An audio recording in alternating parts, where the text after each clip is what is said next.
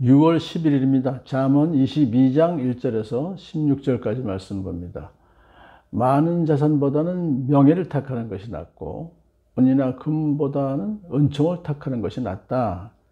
이 많은 자산이라고 하는 것은요, 재산을 더 불리려고 집착하는 걸 말하죠. 그거보다는 명예를 택하는 것이 낫고, 또 은이나 금 같은 보물이죠. 그런 보물보다는 하나님의 은총을 택하는 것이 낫다 그랬어요. 왜 그러냐 하면요, 많은 재산이나 은이나 금이 그를 환난 때에 지켜주는 것이 아니라 하나님의 은총을 의지할 때 하나님께서 고난 당할 때 지켜주신다는 뜻이기 때문에 그렇습니다. 부유한 사람과 가난한 사람이 다 함께 얽혀 살지만 이들 모두를 지으신 이는 하나님이시다. 그러니까 부자나 가난한 자나 다 하나님이 존귀한 사람으로 만드셨다는 거예요. 그렇기 때문에 부자라고 해서 가난한 사람을 멸시해도 안 되고, 또 가난한 사람이 부자들을 그냥 시기하고 또 경멸해도 안 된다는 것입니다. 슬기로운 사람은 재앙을 보면 숨고 피하지만 어수룩한 사람은 고집을 부리고 나아가다가 화를 입는다. 결국은 슬기로운 사람과 어수룩한 사람의 차이는 자기가 지혜롭게 이렇게 슬기롭게 판단하고 사느냐 아니면은 그냥 자기 멋대로 사느냐 하는 것인데, 결국 그 결과는 사람들에 의해서 자초된다는 것이죠. 슬기로운 사람은 화를 예상하고서 아예 그 화를 당할 만한 것들을 다 차단해 버리지만, 어수룩한 사람은 그렇지 않고서 무대뽀로 나가다 결국 화를 당하게 된다는 뜻입니다. 그 사람에 의해서 복과 화가 임하게 된다는 걸 뜻해요. 겸손한 사람과 주님을 경외하는 사람이 받을 보상은 재산과 영예와 장수이다. 하나님을 경외하는 사람은 겸손하게 되죠. 왜냐하면 창조주 하나님을 인정하며 하나님 법도에 순종하고 자신의 연약함과 부족함을 인식하고 하나님의 인도하심에 자기를 맡기는 사람, 하나님께 기도하는 그 사람은 겸손한 사람이고 주님을 경외하는 사람이기 때문에 하나님께서 그에게 재산과 영예와 장수의 복을 주신다는 것을 우리는 기억해야 될 것입니다. 마음이 비뚤어진 사람의 길에는 가시와 올무가 있으나 자기 영혼을 지키는 사람은 그런 길을 멀리한다. 자기 영혼을 지키는 사람은 예수님을 믿고 하나님의 자녀로서의 삶을 살면서 악으로부터 자기를 보존하는 사람이죠. 그런 사람은 재앙을 피하게 된다는 것입니다. 마땅히 걸어야 할 그 길을 아이에게 가르쳐라. 그러면 늙어서도 그 길을 떠나지 않는다.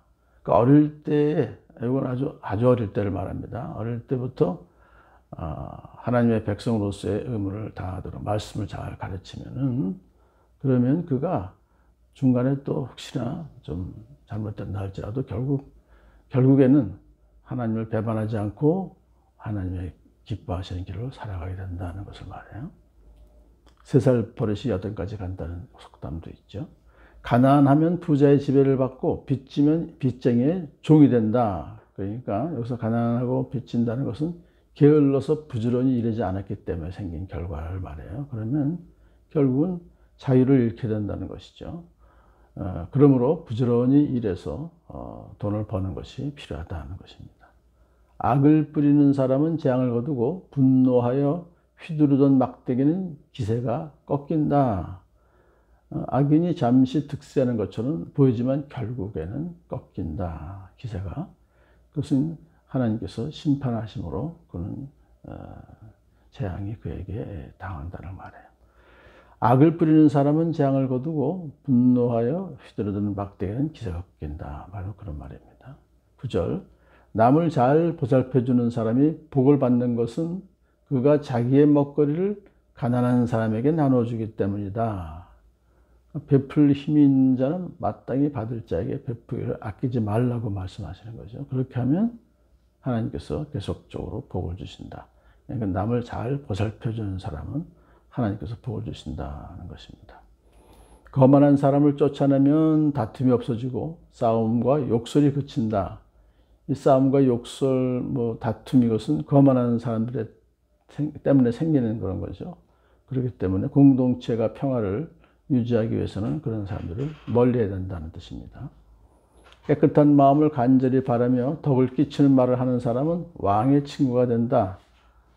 이 깨끗한 마음을 간절히 바란다는 것은 예수님 믿고 계속적으로 성령 충만한 그런 상태를 말하는 것입니다. 그런 것을 간절히 바라는 사람은 하나님의 은총을 사모하며 하나님의 말씀대로 살기를 소망하죠. 그러다 보면 결국은 남에게 덕을 끼치는 말을 하게 되고 또 그러다 보면 왕의 친구가 될 만큼 존귀한 자가 된다. 그런 뜻입니다.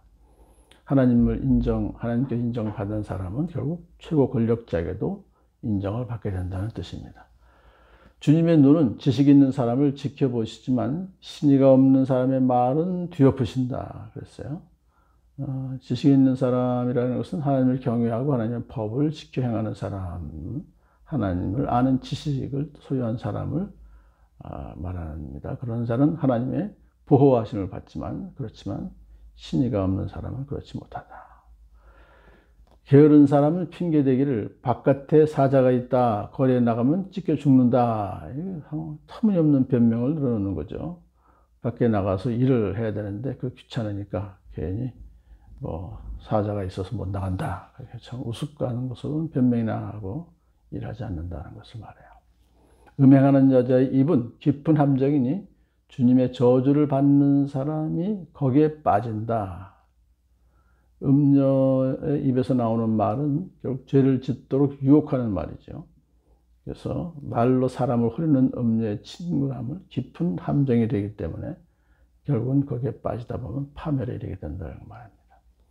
아이의 마음에는 미련한 것이 얽혀 있으나 훈계의 매가 그것을 멀리 쫓아낸다. 미련한 아이를 바로잡기 위해서는 반드시 징계가 필요하다는 걸 말해요. 미련함은 궁극적으로 아이를 죽음으로 인도하는 것이기 때문에 아이를 살리기 위해서는 결코 징계를 아끼지 말아야 된다는 것입니다.